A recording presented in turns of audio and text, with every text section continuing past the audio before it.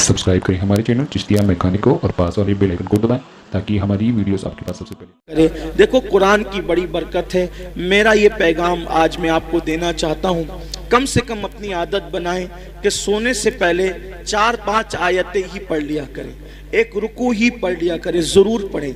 आप देखें, कुरान शरीफ में एक सूरत है, कुरान शरीफ में एक सूरत है, अगर सोने से पहले उस सूरत को आप पढ़ लें, रोजाना पढ़ने की आदत डालें, तो ये सूरत की तासीर ये है कि आप जो सोचोगे वो होगा, जो सोचोगे वो होगा। उस सूरत का नाम है सूरह मुज़म्मिल।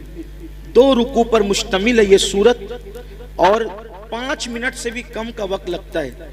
5-6 दिन अगर आप उसको रेगुलर पढ़ेंगे ना सूरह मुज़म्मिल को, तो आपको ये ज़बानी याद हो जाएगी और आप सूरह मुज़म्मिल पढ़ने के आदी बने। जादू से बचेंगे, सहर से बचेंगे, बलाओं से बचेंगे, ये है।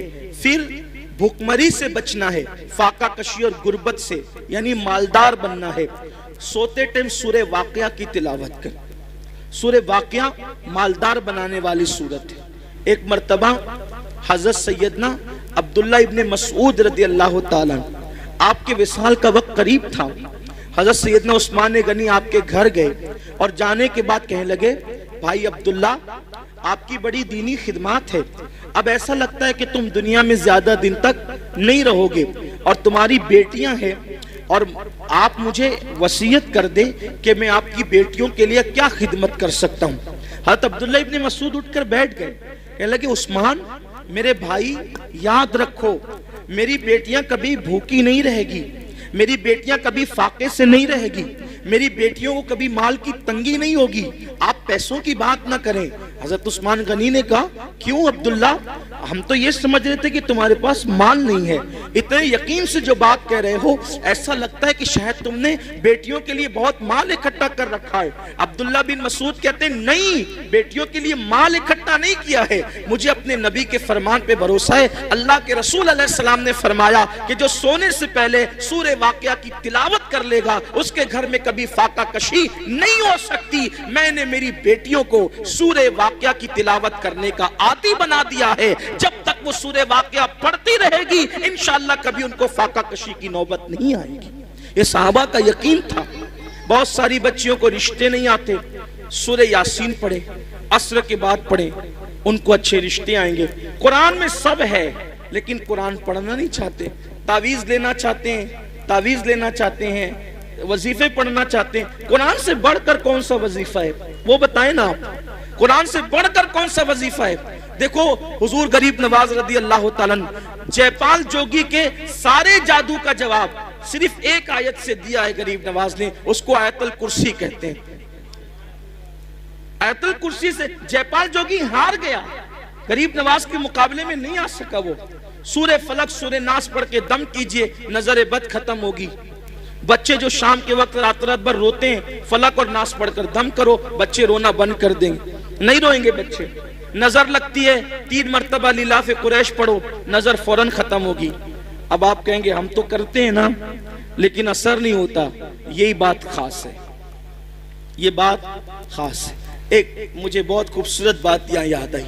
हमारे मुर्शिद आबरूए सिलसिले चिश्तिया, शहबाज औलिया, हजरत सैयदी बाबा फरीदुद्दीन गंज शकर रज़ी अल्लाह ताला, ये सिलसिला चिश्तिया की आबरू है। बाबा फरीद बड़े प्यारे बुजुर्ग हैं, बाबा फरीदुद्दीन। गरीब नवाज ने कहा था, कुतुबुद्दीन, ऐसे शहबाज का तूने शिकार किया है कि इसके जरिए से क़यामत तक तेरा नाम जिंदा रहेगा।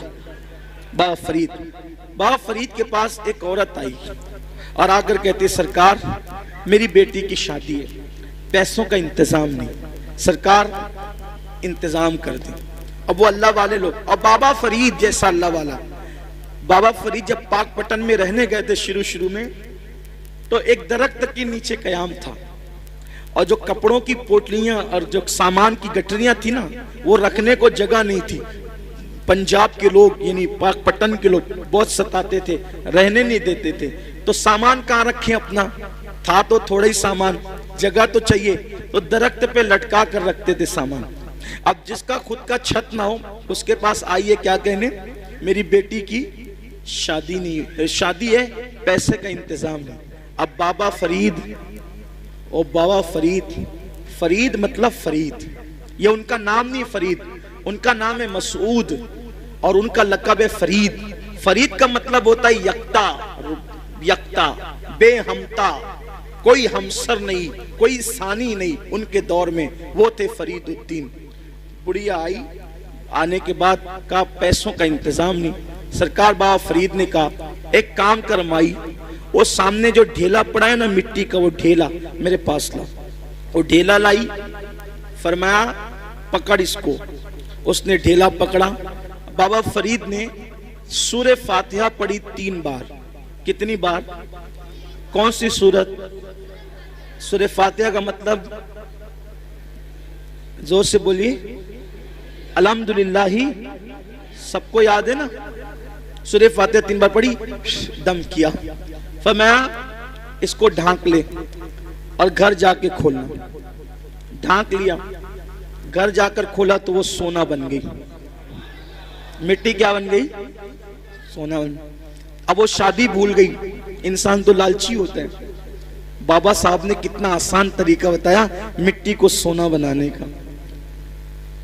उसने शादी भूल गई, बोला यार एक ढेले पे अगर पढ़ा नहीं है सूरह फातिहा तो फिर एक ढेले पे क्या पढ़ना। वो ढेले ही जमा करती रही मिट्टी के, पूरा घर भर दिया ढेले से। और जब रात हुई तो फातिहा पे फातिहा, फातिहा पे फातिहा, फातिहा पे फातिहा पढ़ती रही, फूकती रही, पढ़ती। रात से सुबह हो गई, वो मिट्टी के मिट्टी रही। उसने कहा बाबा साहब ने तो मेरे सामने यही पढ़ा था, इसके सिवा कुछ नहीं पढ़ा था, अब सोना बना दिया। और मैं रात भर पढ़ी, गुस्से में सुबह आई, कहा सरकार क्या बात है ये? फरमाया माई क्या हुआ, तेरा मसला तो हल हो गया, नाराज क्यों है?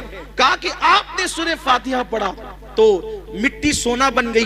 मैं पूरी रात, आपने सिर्फ 3 बार पढ़ा था, मैं पूरी रात पढ़ पढ़ के फूकती रही, वो मिट्टी के मिट्टी रही। और सही बताना आपने फातिहा के सिवा कुछ पढ़ा था? कहा नहीं फातिहा ही पढ़ा था, कुछ नहीं पढ़ा था। तो कहा कि आप पढ़ते तो सोना, हम पढ़ते तो मिट्टी। बाबा साहब ने मुस्कुरा के कहा ओ माई फरीद जैसी जबान तो ला,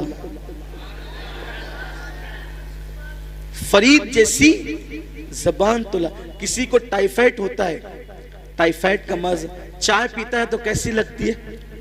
कड़वी। कैसी लगती है? बोलो चाय कड़वी है कि जबान कड़वी है? हैं? क्या कड़वी?